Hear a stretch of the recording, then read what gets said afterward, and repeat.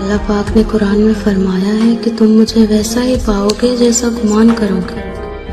یہ ہم سب پڑھتے ہیں لیکن سمجھتے نہیں ہیں۔ تم جانتے ہو جب موسیٰ علیہ السلام کے پیچھے فوج لگی ہوئی تھی تب اللہ نے سمندر کو 2 حصوں میں بانٹ دیا اور حضرت ابراہیم علیہ السلام کو آگ میں جانے کا حکم دے دیا، تو اس نے پھر آگ کو ٹھنڈا کیوں کر دیا؟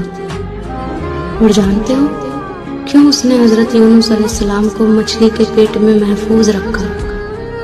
کیونکہ ان سب میں ایک چیز تھی اور وہ تھا یقین۔ ان میں سے کسی نے بھی ہمت نہیں ہاری، انہوں نے یقین رکھا کہ خدا راستہ نکالے گا، اور دیکھو خدا نے راستہ نکالا۔ وہ سب اس پر یقین کر کے آگے بڑھتے رہے، اور دیکھو اللہ نے انہیں بھی مایوس نہیں کیا۔